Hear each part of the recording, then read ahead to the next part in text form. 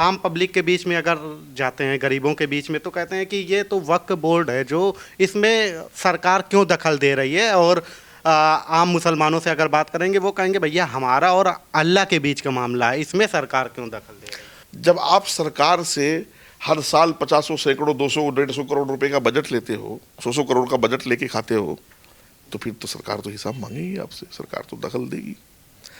अगर एलजी साहब दिल्ली में इमामों को तनख्वाह नहीं देते, 13 महीने तक दिल्ली के इमाम और मुअज्जिनों को तनख्वाह नहीं मिली। दिल्ली जैसा वक्फ बोर्ड, जो हमारे कैपिटल का प्राइम लोकेशंस पर इतनी ज़मीनें हैं, इतना किराया और सब कुछ आता है, उसके बावजूद दिल्ली के इमामों को तनख्वाह नहीं मिली, तो ये समझ लीजिएगा कि दाल में काला ही नहीं, पूरी दाल ही काली है। इसलिए मानतुल्लाह की वो तो सब आम चीज़ें पब्लिक क्यों कहती है, आम मुसलमान के दिमाग में क्या है कि अल्लाह का मामला है, इसमें दखल क्यों परसेप्शन ऐसा भर दिया इन लोगों ने, जो 10% माफिया आप जैसे बता रहे हैं। इसमें गड़बड़ हो गई, थोड़ी सी गड़बड़ ये हो गई। ये बड़े चालाक लोग हैं सब, इन्होंने भरम फैलाने में कामयाब हो गए कि तुम्हारी मस्जिदें छीननी है, वरना मुसलमान, आप जो है सर्वे कर लीजिएगा, मुसलमान खुद इस बात का इकरार करेगा कि 70 साल में वक्फ बोर्ड ने मुसलमानों के लिए कुछ नहीं किया। वक्फ बोर्ड के तकरीबन 40,000 के आसपास केसेस पूरे देश में कोर्ट में पेंडिंग है, कोर्ट में जो चलते हैं, उसमें 10,000 से ज़्यादा मुसलमान हैं। वक्फ बोर्ड के लिए मुसलमान अपने दिल में कोई अजमत, कोई सम्मान नहीं रखता। सबको पता है वक्फ बोर्ड किस तरह का डिपार्टमेंट है, लेकिन इन्होंने क्या किया, पहिया घुमाया थोड़ा सा, इन्होंने हल्का सा स्टीयरिंग घुमाया और ले गए उसको धर्म की तरफ और आस्था की तरफ। मस्जिदें चली जाएंगी, कब्रिस्तान चले जाएंगे, फलाना। जबकि अगर दिल्ली में 10,000 मस्जिदें हैं तो वक्फ बोर्ड की सिर्फ 200 हैं, बाकी तो सब प्राइवेट हैं।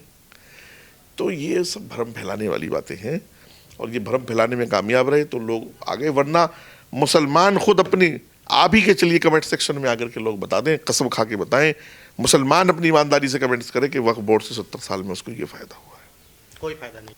पिछले 70 सालों में तो वक्फ ने बेवाओं को वजीफ़ा दिया है 500 रुपये महीना, और अपने जो मुलाजिम रखे हैं उस वजीफ़े को देने के लिए उनकी तनख्वाह है 70,000 रुपये महीना। पिछले 70 सालों में तो वक्फ की ज़मीनें बड़े बड़े लोग जो है वो लीज़ के नाम पर लेकर के खा गए हैं, बिल्डिंगें बन चुकी हैं, बिक चुकी हैं। और वक्फ की बदकिस्मती ये रही है कि जिसको भी एक बार वक्फ की जगह मिली है रहने के लिए, रेंट की दुकान मिली है या मकान मिला है, फिर वो नस्लो नस्ल उसका हो गया, उसको वापस वक्फ बोर्ड को दिया नहीं गया। वक्फ की बदकिस्मती ये रही है कि जहाँ 50,000 रुपये दुकान का किराया है आम दुकानों का, और वहीं वक्फ की दुकान है तो उसका किराया 500 रुपये है। तो ये वक्फ की बदकिस्मतियाँ रही हैं। 70 सालों में बहुत करप्शन हुआ, चूँकि था भी बहुत कुछ, और करप्शन होकर के इतना करप्शन हुआ कि अब तो वक्फ की ज़मीनें आपको खाली नहीं मिलेंगी। जो ये कह रहे लाखों दुकानें हैं, लाखों एकड़ ज़मीनें, वो सब हैं, लेकिन सब कब्ज़ों में हैं लोगों की। अच्छा। हाँ, कुछ है तो फिर वो रेंट वगैरह पर है। नाइंसाफ़ी ये हुई जो कि मुसलमानों के साथ हुई है, वक्फ के साथ नहीं हुई, असल में ये मुसलमानों के साथ हुई है कि वक्फ को बहुत ताकत दी गई थी। वक्फ का जो चेयरमैन होता था, वक्फ का जो सीए होता था, वक्फ के जो मेंबर्स होते थे, वो फुल पावर में होते थे। सरकार उनसे हिसाब भी नहीं ले सकती थी, सरकार उनसे पूछ नहीं सकती थी। सरकार से वो सैकड़ों करोड़ रुपए की ग्रांट वापस लेते थे स्टेट गवर्नमेंट से, और फिर ये कहते थे कि हम तो सरकारी इदारा नहीं है, कहते हमारा सरकार से कोई लेना देना नहीं, सरकार हमसे हिसाब नहीं मांग सकती। तो उसका रिजल्ट ये निकला कि उन्होंने पावर का गलत इस्तेमाल किया। मैं आपको उदाहरण भी दे सकता हूँ।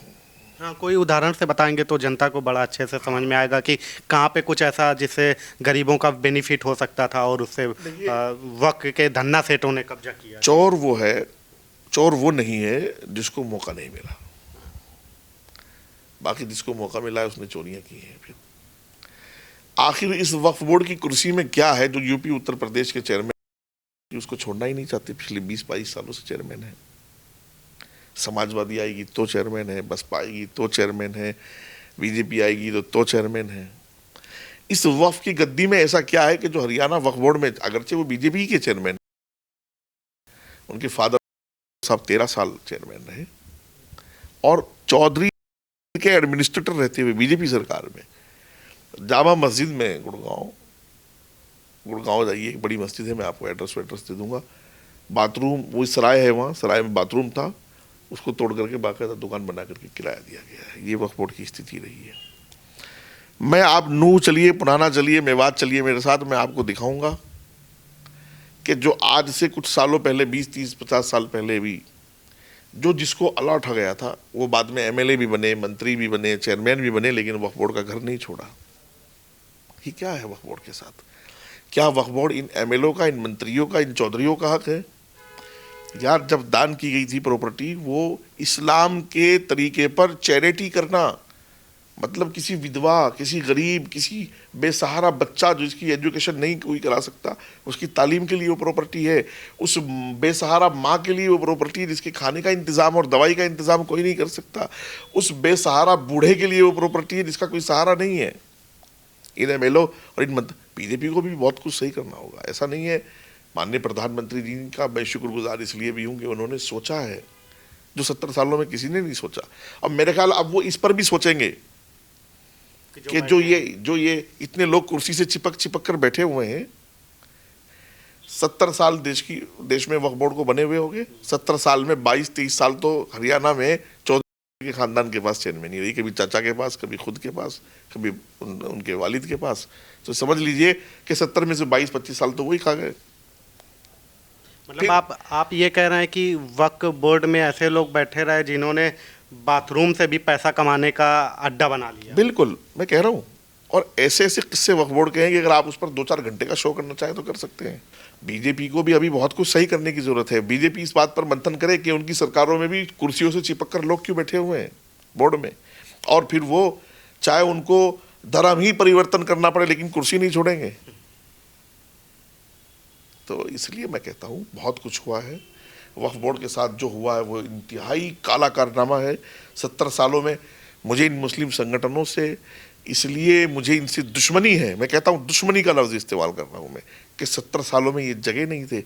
इनको पता नहीं था 70 सालों में कि ये गरीब और मिस्कीन और कमज़ोर मुसलमान का, वंचित और पिछड़े मुसलमान का हक है। आज अगर मोदी जी ने इस पिछड़े मुसलमान की बात की है, अगर आज मोदी जी ने इस बेसहारा मुसलमान को सहारा दिया है, अगर आज मोदी जी उस माँ के लिए सोच रहे हैं जिसके पास कोई सहारा नहीं, उस विधवा के लिए सोच रहे हैं कि जिसके पास कोई सहारा नहीं, उस यतीम बच्चे के लिए सोच रहे हैं जिसके पास कोई सहारा नहीं, तो आज ये मोदी जी के दुश्मन है और रोडों पर आ गए हैं सिर्फ इसलिए कि इनको और इनके बाप दादों को वो प्रॉपर्टियाँ लौटानी पड़ेंगी जो इन्होंने कब्जा की हुई हैं, लौटानी पड़ेंगी।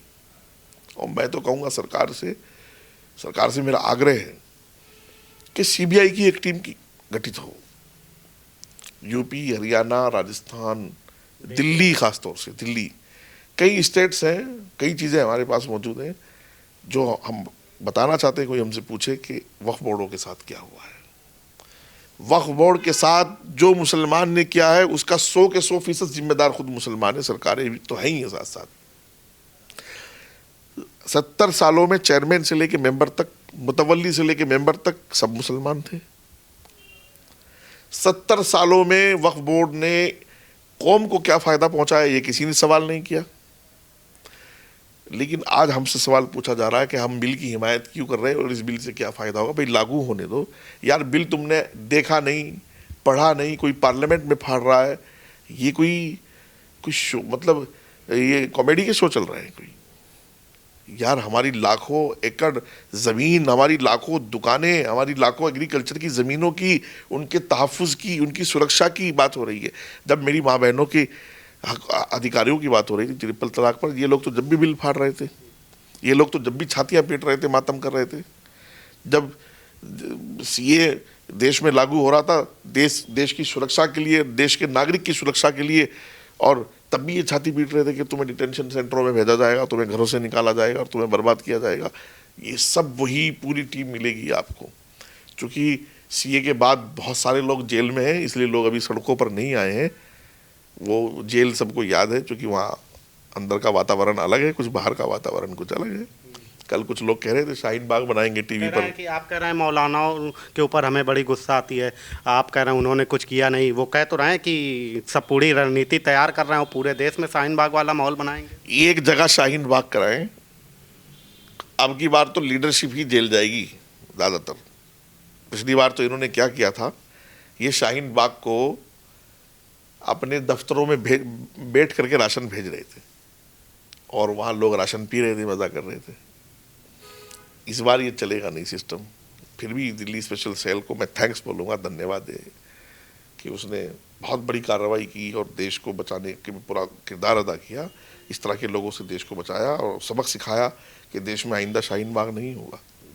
और फिर भी करें, मैं तो कह रहा हूँ करें भाई, आपका अधिकार है, सरकार का भी फिर अधिकार है कुछ करने का।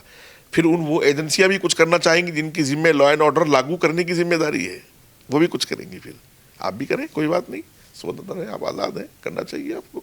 शाहीन बाग की धमकी दे रहे हैं, कोई मारने की धमकी दे रहा है, कोई उड़ाने दे रहा है, हाँ तो कफन बांधना कहाँ पड़ता, कफन तो हम बांध देंगे भाई। कुर्बानी दे तो सही, लोग कहने कुर्बानी देंगे, जान दे देंगे, भाई दे तो सही, वो तो हम उनको छोड़ के आएंगे इज्जत के साथ। कहाँ छोड़ के आएंगे? जहाँ वो जाना चाहेंगे, कराची जाना चाहें, ढाका जाना चाहें, कब्रिस्तान जाना चाहें, जहाँ उनकी मर्जी। देश पर आंच नहीं आएगी। देश में कानून की सरकार है, कानून की सरकार रहेगी। और मैं बार बार कहता हूँ, ये समझ लीजिए कि दुनिया का अजीम इंसान है जो प्राइम मिनिस्टर है हमारा, ये डरेगा नहीं। डरने के लिए मोदी जी पैदा ही नहीं हुए हैं, ये सोच लीजिएगा। ये 370 एक झटके में गया, कश्मीर को भी भारत का हिस्सा बनाया और कश्मीरी को भी भारतीय बनाया। आज आप वंदे मातरम, जय हिंद, आप जो है तिरंगा फैला सकते हैं, जाकर के करोड़ों लोग जा रहे हैं, देख लिया आपने। मेरी माँ बहनों के अधिकार की बात आई, ट्रिपल तलाक कानून लाया गया। देश की सुरक्षा की बात आई, सीए लागू किया गया। और आज भी उस गरीब, उस पिछड़े, उस पसमानदा, उस बेचारे मुसलमान की बात है जो पीछे सफ में खड़ा हुआ है, जो 90% गरीब मुसलमान है, पसमानदा की बात आई है। तो मोदी जी इन 10% माफियाओं से, भू माफियाओं से, मालदारों से, ज़कात माफियाओं से नहीं डरेंगे।